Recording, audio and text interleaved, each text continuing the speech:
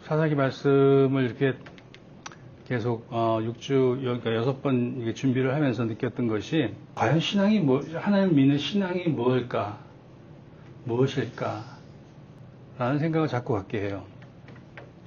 우리 신앙이라는 것이, 우리가 가지고 있는 신앙이라는 것이, 우리가 어려울 때 하나님을 찾고 도움을 구하는 것이 신앙일까요? 아니면 하나님 말씀 앞에서 우리의 생각과 삶이 조금씩 하나님의 뜻을 닮아가는 것이 신앙일까요? 후자겠죠? 그런데 우리 인간에게는 하나님을 믿으면서도 때로는 내가 원하는 방식대로 믿고 싶어 해요. 오늘 미가의 이 스토리를 쭉 읽었는데, 이 17장에 나오는 전체의 내용이 두 가지 이야기를 하고 있어요. 신상을 만들어서 집에 모셨고, 그 다음에 레위인을 지나가는 나그네같이 거류할 곳을 찾고 있던 레위인을 자기 집의 제사장으로 삼아요. 우리가 신앙생활 할 때 말씀에 나를 맞추기보다 하나님을 내 생각과 형편에 맞추고 싶을 때가 있어요. 너무나 많은 경우에.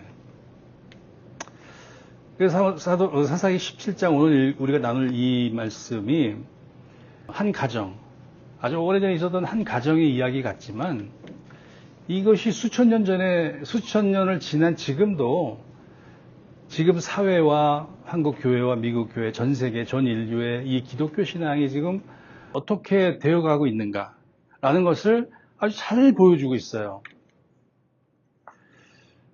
우리는 하나님을 부정하거나 교회를 떠나는 것만을 불신앙이라고 생각하기 쉬워요. 그러나 사사기는 하나님을 믿는다고 말하면서 자기 마음대로 믿는 신앙이 얼마나 위험한지를 보여주고 있어요. 우리가 다루었던 기드온 얘기, 입다의 이야기, 삼손의 이야기, 오늘 미가 이야기도 마찬가지예요. 하나님을 알아요. 입으로 믿는다고 이야기하고 자기들은 하나님을 믿고 있다고 생각을 하는데 자기 마음대로 믿는 신앙이 얼마나 위험한가를 보여주고 있다는 거예요. 근데 이 사사기의 말씀은 이 땅에 지금 존재하고 있는 모든 크리스찬들에게 자유할 수 없게 만들어요. 한 사람도 이 말씀에 비껴나갈 수가 없어요. 오늘 본문에 등장하는 이 미가라는 사람은 하나님을 버린 사람이 아니에요. 하나님을 자기 방식대로 믿었다는 게 문제였던 거예요. 미가의 집에 신당이 있었어요. 에봇과 드라빔이 있었으며 제사장도 있었어요. 겉으로 보기에는 신앙이 있어 보입니다. 믿고 있는 집안처럼 보여요. 느껴져요. 그러나 미가의 집에는 하나님의 이름은 있었지만 하나님의 말씀과 신앙은 중심에 없었다라는 거예요. 우리 6절 한번 볼까요? 6절. 그때는 이스라엘의 왕이 없으므로 사람마다 자기 소견에 옳은 대로 행하였더라. 이 똑같은 말씀이 한 4번 정도 사사기에 기록되어 있는데, 사람들은 하나님을 믿지 않은 것이 아니에요. 자기가 옳다는, 자기 생각에 옳은 방법대로 하나님을 믿었다는 게 문제인 거예요. 오늘도 우리에게 이런 비슷한 유혹이 있잖아요. 우리는 하나님을 믿는다고 하면서도 하나님을 완전히 떠나지도 않고 내 생각에 맞는 하나님을 믿고 싶어 하잖아요. 우리 죄성 때문에 그래요. 창세기 3장에 나오는 아담과 하와처럼 하나님이 주신 그 커다란 축복과 은혜를 머리로 알고 누렸는데도 불구하고 하나님을 떠나서 자기의 삶을 자기가 통제하려고 했었던 그 죄, 그것이 우리에게도 다 있었다라는 거예요. 있었잖아요. 우리가 용서함은 받았지만 우리도 다 그런 비슷한 유혹이 있어요. 내 생각에 맞는 하나님을 믿고 싶어 한다는 거예요. 그러니까 말씀을 따라 살기보다는 내 삶에 불편하지 않게 하기 위해서 그런 모습의 신앙을 원할 때가 있다는 거예요. 그러니까 말씀을 따른다는 것, 말씀을 순종한다는 것이 쉽진 않잖아요. 여러분, 요즘에 한국의 정치에서도 개혁이라는 말 많이 쓰잖아요. 개혁. 우리가 죄인이었다가 하나님의 자녀가 되는 것은 완전히 신분의 변화잖아요. 근데 이 사회 정치에서는 보통 시간이 지난 과거의 자기들의 잘못을 뉘우치고 깨닫는 것을 개혁이라고 표현해요. 개혁. 개혁이 뭐예요? 가죽을 벗긴다는 뜻이에요. 가죽. 가죽을 벗기는 고통이 따른다는 거예요. 우리는 우리의 삶에 불편함이 있으면은 얼굴을 돌립니다. 그렇다고 해서 이 사사기 말씀, 지난번까지 우리 쭉 다루던 이 사사기 말씀이 우리를 정죄하는 말씀이 아니에요. 오히려 이 사사기를 통해서 우리가 하나님께서 정말 우리에게 원하는 것이 무엇인가? 내가 하나님께 초점 맞추고 있지 않은 것이 무엇인가를 돌아보게 하는 말씀이에요. 그래서 이 사사기를 통해서 우리를 책망하시기보다 우리를 다시 하나님의 진리 안에 가까이 부르시기 위해서 이 사사기를 기록했다는 거예요. 지금까지 나온 사사기의 내용이 이 사사들의 면면을 살펴보면 실망이 크잖아요. 근데 여러분, 사사기 17장 오늘 말씀을 나누고 이 뒤편에 가면요, 더 무시무시한 얘기가 있어요. 여러분 한번 읽어보시기 바랍니다. 토막살인 사건도 일어나고요. 12지파 중에 이 베냐민 지파하고 나머지 11지파하고 내전을 일으킵니다. 하나님의 백성들이. 그런 얘기가 쭉 기록되어 있어요. 아주 슬프고도 비극적이고 정말 허망한 이야기를 기록해 놨어요. 근데 그것이 우리를 정죄하기 위함이 아니라 아까 말씀드렸듯이 우리를 다시 하나님의 진리의 말씀 안으로 다시 부르기 위해서 그걸 기록하셨다라는 거예요. 근데 2절을 보니까 미가는 어머니께서 은 1,100을 훔쳤어요. 그러니까 어머니 재산이 많았나 봐요. 은 1,100세겔이면 여러분 아시지만 요셉이 노예로 팔려갈 때 은 30에 팔리잖아요. 예수님도 한참 시간은 지났지만 은 40냥에 팔리셨잖아요. 그러니까 30냥, 40냥 정도가 그 당시 노예의 몸값이었어요. 그런데 그 엄마가 1,100냥의 은을 가지고 있었다라는 것은 엄청난 부자라는 거예요. 근데 아들이 엄마의 돈을 훔쳤어요. 그래서 엄마가 저주했어요. 내 은을 훔쳐간 그 도둑은 정말 여호와 하나님의 저주를 받을지어다 이런 식으로 저주를 했던 것 같아요. 근데 그거를 아들이 들었어요. 그런데 그 아들이 그 저주를 두려워했어요. 그래서 다시 어머니에게 돌려줍니다. 그랬더니 그 엄마의 이야기가 2절에 나와 있는데 2절에 뭐라고 합니까? 내 아들을 위하여 한 신상을 새기며 한 신상을 부어 만들기 위해 내 손에서 이 은을 여호와께 거룩히 드리노라. 그러므로 내가 이제 은을 내게 도로 주리라. 그러니까 어머니 입장에서는 자기가 잃어버렸던 그 은을 찾았다라는 기쁨도 잠깐이었겠죠. 그런데 더 웃긴 건 뭐냐면 그 어머니가 돌려받은 은을 갖고 아들을 위해서 우상을 만듭니다. 굉장한 집안이죠. 미가의 어머니는 돌려받은 은을 여호와께 거룩히 드리겠다고 말했어요. 이게 거룩히 드리는 겁니까? 근데 결국 그 어머니는 그 은을 가지고 은장식을 만드는 사람에게 주어서 신상을 만듭니다. 그런데 그 일은 하나님께서 금지하신 일이에요. 출애굽기 20장 그 10계명에 보면 하나님이 분명히 말씀하셨어요. 너를 위하여 새긴 우상을 만들지 말고 그들에게 절하지 말며 그것을 섬기지 말라. 그래서 하나님은 자기가 선택한 이 이스라엘 백성이 자기 생각대로 하나님의 형상, 하나님의 모습을 만들지 못하게 했어요. 왜 그러셨을까요? 제가 한번 깊이 생각을 해봤어요. 왜 하나님께서 우상을 만들지? 뭐 당연히 배교하는 거니까. 근데 이 사람이 그 어떤 형상, 하나님의 형상을 만들면 어떤 일이 벌어지냐면 이 형상을 만든 이 사람은 자기가 하나님을 다룰 수 있는 존재라고 생각하기 시작합니다. 그때부터. 그러니까 눈에 보이는 우상은 필요에 따라 내가 옮길 수도 있고 필요에 따라 이용할 수 있어요. 이 미가의 집안은 하나님께서 정하신 성막에서 제사를 드리지 않았어요. 제가 이 지도를 좀 만들었는데, 자, 이게 이스라엘 지도예요. 각 지파들이 이렇게 땅을 분배받아가지고 살고 있었는데, 여기가 에브라임 지파가 있는 미가의 집이 여기 있었어요. 여기. 그런데 이 실로라는 지역에 이 성막이 있었어요. 성막 여러분 아시죠?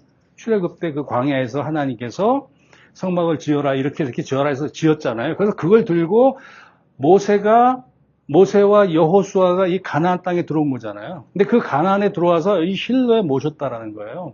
그러니까 성막이 여기 있었어요. 그러면 미가의 집 이 사람들 각 지파의 사람들은 절기 때마다 여기 와서 제사를 지내면 되는 거예요.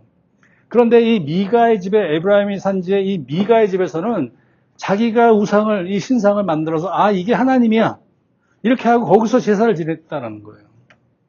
자, 이 지도를 좀 크게 좀 확대하면 이렇게 됩니다. 자, 여기 얼마 안 되잖아요, 그죠? 불과 몇 킬로 안 됩니다. 몇십 킬로 안 됩니다. 그 정도 거리는 다 걸어 다니고 그랬어요, 그 당시에는. 성막에서 제사를 드리지 않았어요. 하나님이 거기서 제사를 드리라고 분명히 레위 지파, 그 아론의 후손인 레위 지파를 통해서 제사를 집도하게 하고 1년에 한 번씩 대제사장이 그 성막 안으로 들어가서 죄사함을 받았잖아요. 그런데 이 미가의 집은 그 성막을 무시하고 자기 집에서 관리할 수 있는 신당을 만든 거예요. 그러니까 굉장히 편리한 신앙생활을 하려고 했던 거예요. 그 이면에는 이 하나님을 자기가 통제할 수 있고 하나님을 충분히 자기 마음대로 할 수 있다는 것이 깔려 있는 거예요, 마음속에.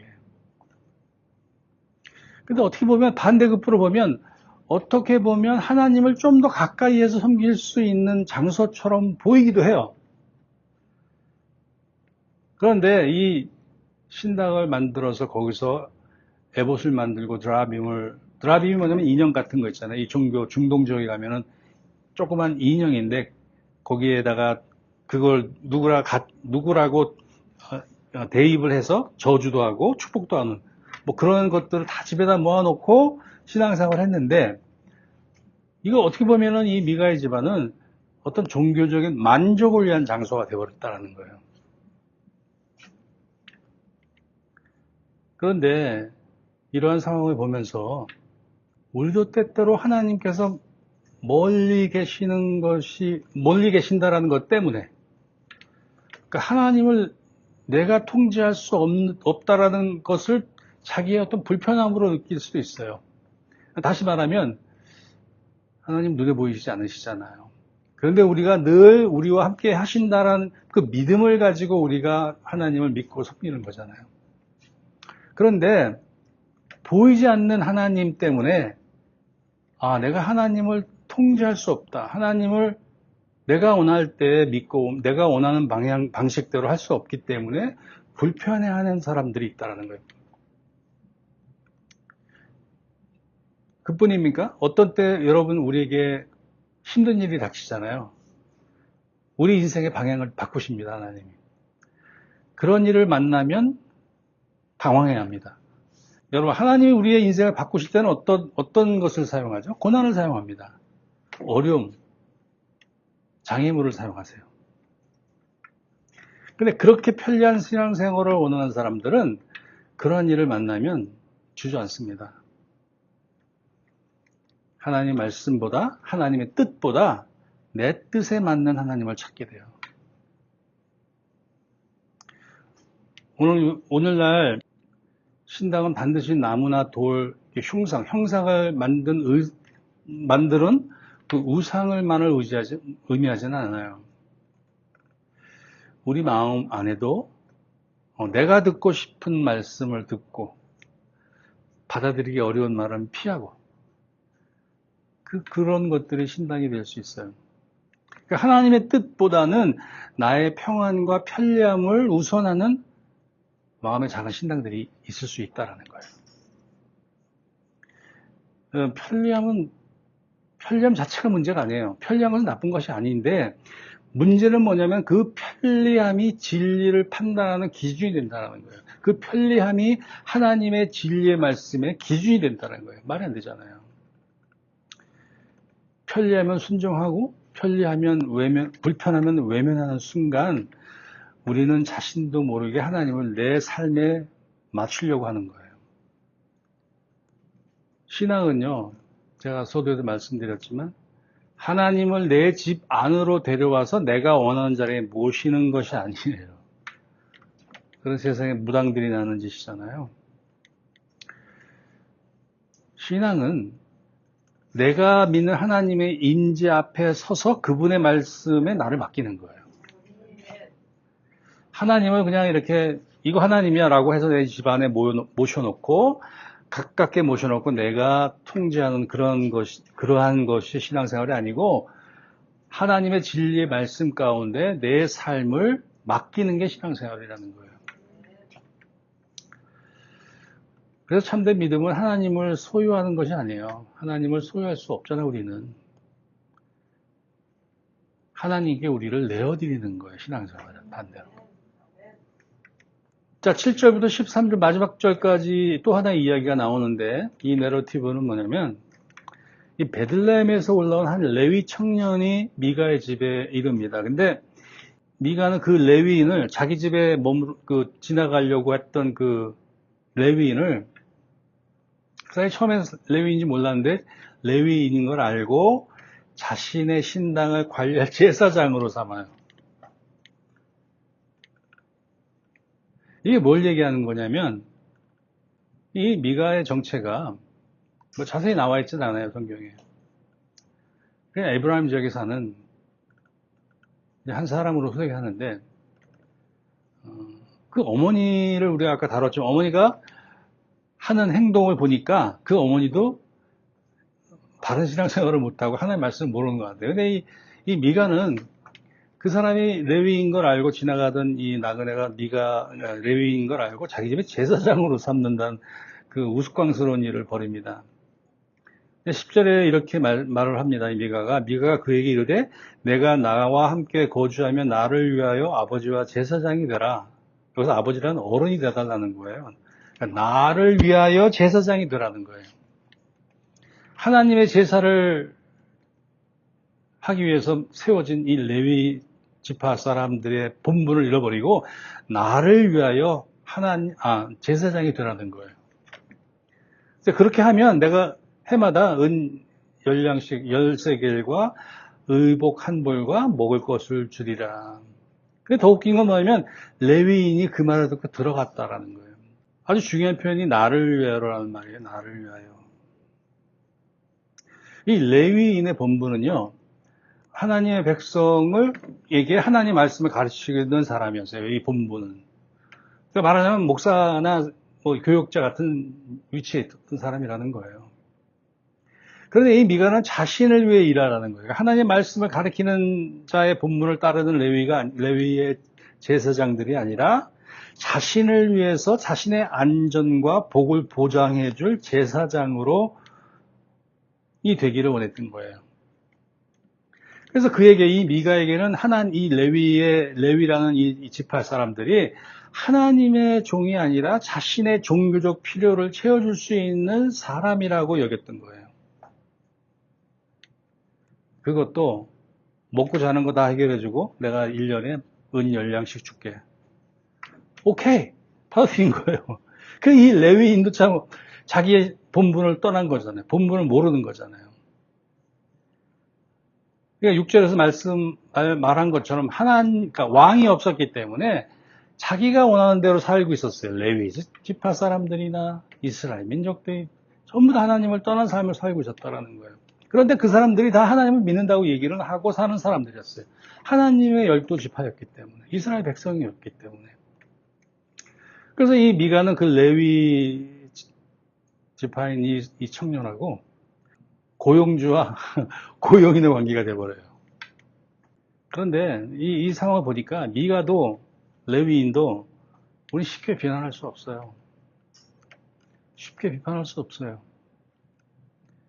지금 이 세상과 너무나 닮아 있잖아요. 여러분, 생존을 위해서는 생존의 위협에서 두려움이 찾아오는 건 그건 당연한 거예요.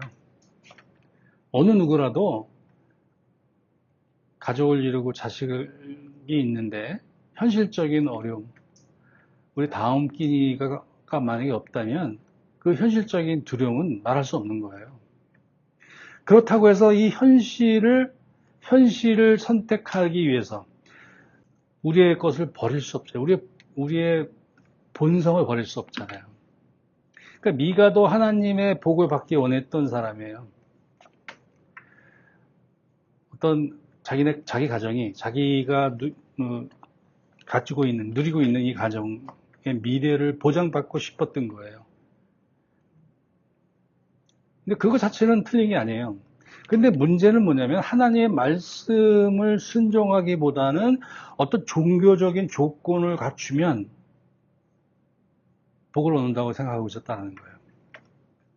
우리가 살고 있는 지금 세대에도 신앙을 소비하는 문화가 점점 익숙해지고 있어요. 저는 교회를 비판하고 싶지 않은데, 교회를 비판하고 싶은 사람 생각은 전혀 없어요, 저는. 그러나 교회 안에서 일어나고 있는 일들이 하나님의 복음의 본질에 벗어나면 우리 얘기해야 돼요. 사람들은 이 교회 안에서 하나님의 참 진리를 배우고 그리스도를 따르는 공동체가 되어야 하는데 자신들의 필요를 충족하는 장소로 여긴다는 거예요. 목사의 설교, 어떤 찬양을 하는지, 교회에 어떤 프로그램이 있는지, 그런 것들이 나에게 어떤 만족을 주는지, 그런 것들이 교회 판단의 기준이 된다는 거예요. 어느 목사님은 참 말씀이 내 스타일이야. 어떤 교회 찬양은 참 내 스타일이야. 어떤 사람은 왜 찬송가를 안 부르지? 왜 이 교회는 이런 프로그램이 없지? 이런 걸 안 하지? 이런 것들이 모든 것이 자기 판단의 기준이 된다는 거예요. 그래서 우리 신앙생활이 자기의 삶에 소비되는 거예요, 그냥. 그런 시대예요, 요즘에는. 그럼 많은 사람들은 하나님의 말씀보다는 자기를 위로하고 자기에게 안정감을 주는 설교를 원해요. 제가 작년에도 사도행전 우리 하면서도 하나님의 말씀은요, 우리의 정체성을 해체한다고 말씀드렸잖아요. 하나님의 말씀은 우리의 심령 골수를 쪼개는 거예요. 쪼개는 말씀이에요. 왜? 우리를 변화시키기 위해서. 하나님의 말씀이 우리를 편안하게 해주고 우리를 안정감을 주는 말씀은 그것은 우리의 귀를 즐겁게 하는 것이지 우리의 마음과 우리의 삶의 방향을 하나님께 맞추는 자의 모습은 아닌 거예요. 참된 하나님의 말씀은요, 진짜 하나님의 말씀은 우리를 편안하게 하지 않아요. 우리를 절대로 편안하게 하지 않습니다. 하나님의 말씀은요, 우리 안에 들어오면 우리를 해체하고 우리의 죄를 극렬하게 보여주시는 거예요. 감추어져 있던 죄를 보게 합니다. 하나님의 말씀이 은혜인 거는요, 우리를 무너뜨리기 위해서, 그러니까 그 죄를 뒤집어서 우리에게 느끼게 하는 우리를 무너뜨리기 위해서 하나님의 말씀이 우리를 죽이려고 하는 것이 아니고 우리를 넘어뜨리기 위해서 하는 것이 아니라 우리를 살리기 위해서 그렇게 하시는 거예요. 여호와께서 번제와 다른 제사를 그의 목소리를 청종하는 것을 좋아하심같이 좋아하시겠습니까? 순종이 제사보다 낫고 듣는 것이 숫 양의 기름보다 낫습니다. 미가도 마찬가지예요. 신당의 제사장은 신당도 있고 제사장도 모든 걸 갖춘 것처럼 보이지만 하나님의 뜻을 따르지 않았어요. 그래서 하나님이 기뻐하시는 건 뭐냐면 종교적인 어떤 장식이나 환경보다는 진리인 하나님의 말씀을 믿고 따르는 마음이에요. 우리의 마음을 원하시는 거예요, 하나님은. 우리의 순종하는 마음을 원하세요. 13절에서 이 미가 이렇게 말합니다. 마지막 절이죠.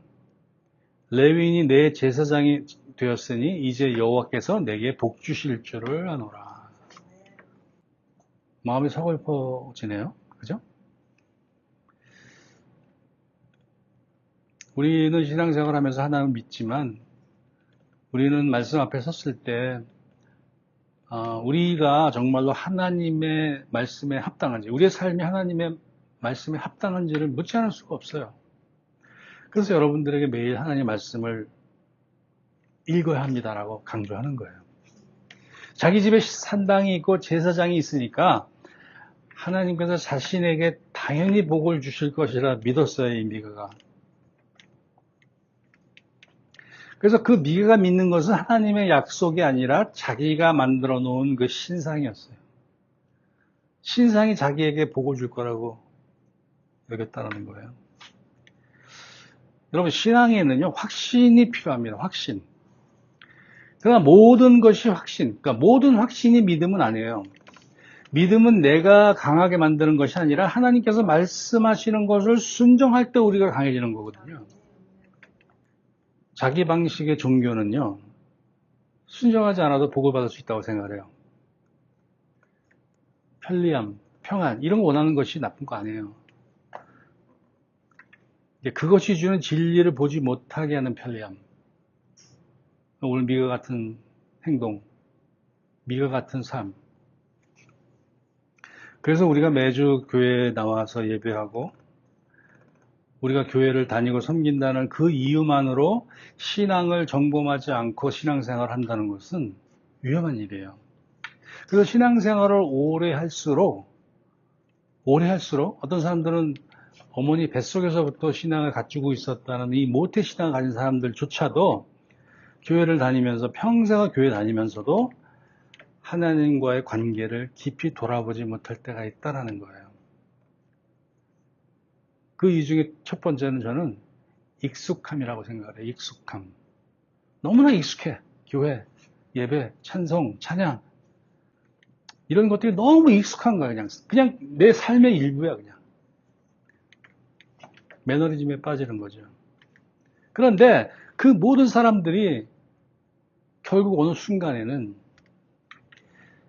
결정을 해야 돼요. 자기는 누구의 말씀을 따라가고 살고 있는가, 누구를 바라보고 살아가고 있는가를 어느 순간에 직면하게 돼요. 여러분, 우리가 어떤 자격이 있어서 구원을 받았습니까? 우리는 예수님의 십자가 은혜로 구원받은 사람들이잖아요.